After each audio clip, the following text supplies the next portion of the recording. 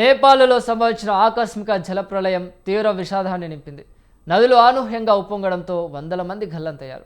Hydrological observations ప్రకారం గల్చి ప్రాంతం వద్ద త్రిశూలి నదిలో 30 నిమిషాల్లో నీరు 9 మీటర్ల ఎత్తుకు ఉప్పొంగింది. అదే సమయంలో మలేఖు ప్రాంతంలో 7 మీటర్ల మేర ఉప్పొర్ల పొంగింది.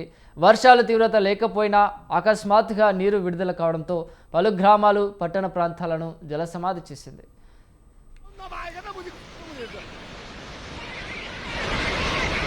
Oi, michinei lá ali, ó.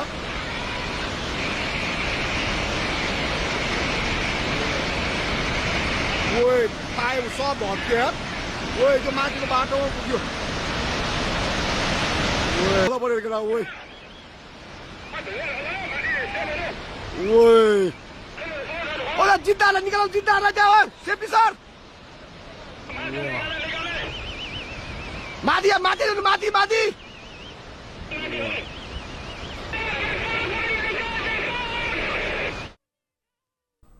Video ఫుటేజ్లు ఇప్పటివరకు అందిన వివరాల ప్రకారం భోటే కోషి ఉపనది అయిన లెండే కొలాలోకి భారీగా మంచు కొండచర్యలు దూసుకువచ్చాయి. ఈ తాకిడి తీవ్రత స్థాయిలో ఉండడంతో నది ఒక్కసారిగా ఉప్పొంగింది.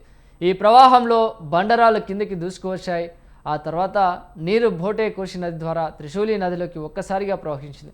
ఫలితంగా భారీ విధ్వంసం చోటు చేసుకుంది. అయితే ఈ వరదలు ఇక్కడితో ఆగకపోవచ్చని తెలుస్తుంది. लाइभ यो चाहिँ है गाइस यस्तो लाइभ छ ओहो पुरा డ్యామ్. నదిలోని ఇరుకైన భాగంలో ఈ మంచు చర్యలు తాత్కాలికంగా అడ్డుపడి ఉంటే రెండోసారి వరదలు రావచ్చని ఆందోళన వ్యక్తమవుతోంది. ఆ బ్లాకేజ్ వెనుక భారీ నీరు చేరువది ఒక్కసారిగా కిందికి దూసుకురావచ్చని శాస్త్రవేత్తలు అనుమానిస్తున్నారు. ఈ వరద ముప్పుపై International Centre for Integrated Mountain Development institute హెచ్చరికలు జారీ చేసింది. దీంతో దిగువ ప్రాంత ప్రజలను సురక్షిత ప్రాంతాలకు తరలిస్తున్నారు. ఈ వరదల్లో ఈసా ఫౌండేషన్కు చెందిన 77 మంది యాత్రికులు గల్లంతయ్యారు. మానసరోవర్ యాత్రకు వెళ్లి తిరుగు పయనమైన ఇమిగ్రేషన్ కార్యాలయం వద్ద ఉండగా ఈ విషాదం చోటు చేసుకుంది. వారిలో 53 మంది భారత సంతతికి చెందిన వారు ఉన్నారని తెలుస్తోంది.